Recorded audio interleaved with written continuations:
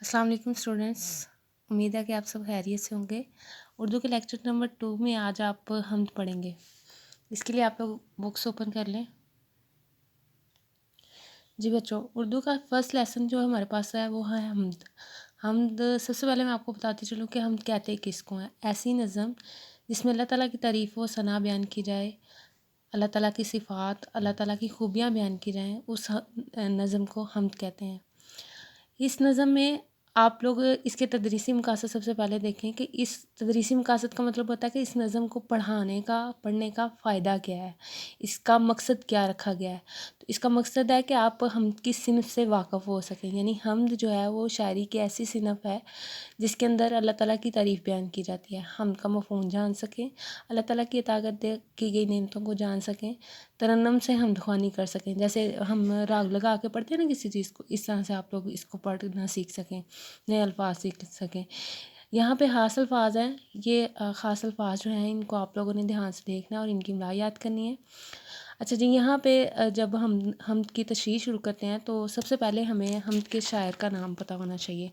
इसका नाम है इस हम्द के शायर का नाम है हफ़ीज़ुर रहमान गाज़ी। अब हफ़ीज़ुर रहमान गाज़ी जो हैं वो कहते हैं, ये मैदानो सरा बहनाए हैं किसने। यानी ये शायरी उन्होंने बहुत खूबसूरत अंदाज में सवालिया लहजा अपनाया है।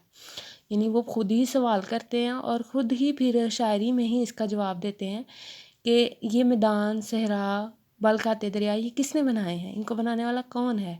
इनको बनाने वाला अल्लाह ताला है, इनको सजाने वाला अल्लाह ताला है। यानी ख़ुद ही वो सवाल करते हैं और ख़ुद ही उसका जवाब देते हैं।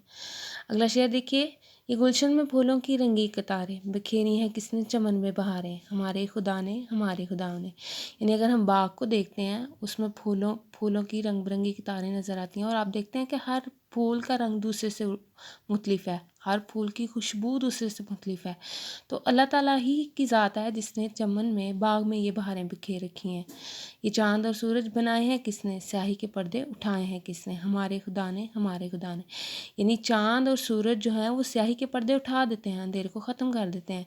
इन्हीं की वजह से दुनिया पे रोशनी है और इन सब को बनाने वाला अल्लाह ताला है। सजाए हैं किसने फलक पे सितारे, यानी आसमान पे जो सितारे हैं हमें रात को नज़र आते हैं और बहुत ही दिलकश लगते हैं, ये अल्लाह ताला ने ही बनाए हैं। ये अल्लाह ताला ने ही ये प्यारे मौसम बनाए हैं। अल्लाह ताला ने कोयल को नगमे गाने की हिम्मत दी है। यानी उसकी आवाज़ जो इतनी प्यारी हमें लगती है, जो बड़ी प्यारी आवाज़ में नगमे गाती है, ये सब अल्लाह ताला ने ही पैदा किया है। पी कहते हैं, ये पी के तराने, पी कहते हैं एक परिंदे को, पपीहे को, उसका नाम पपीहा है और जब ये बोलता है तो पी पी की आवाज़ मुँह से निकलती है। तो कहता है कि पपीहा जो इतने प्यारे तराने बोलता है, उसको बनाने वाली ज़ात भी अल्लाह ताला की है। हमें भूख के वक़्त भी अल्लाह ताला ही खिलाता है। अगर हमें भूख लग जाए तो कोई ज़ात ऐसी नहीं है जो हमें खाना दे सके, तो ये अल्लाह ताला ही की ज़ात है जो हमें खाने से नवाजती है। ख़तरों से और डर से अल्लाह ताला ने ही हमें बचाया। यानी अगर हम जंग में हों या किसी मुसीबत में हो, परेशानी में हो, हमें कोई ख़तरा हो तो उस टाइम में बचाने वाली अल्लाह ताला की ज़ात ही है। हमें सीधे रास्ते पे किसने चलाया, बुराई के रास्तों से किसने बचाया। ये सारा अल्लाह ताला ही का फैज़ान है कि अल्लाह ताला हमें सीधे रास्ते पे चलने की तौफ़ीक दे रहा है। यानी अगर हम मुसलमान पैदा हुए हैं, हम नेकी के रास्ते पे चल रहे हैं, बुराई से बच रहे हैं, तो ये सब अल्लाह ताला का ही करम है कि अल्लाह ताला ने हमें बुराई से बचा लिया और नेक रास्ते पे चला लिया। ओके, अल्लाह हाफ़िज़।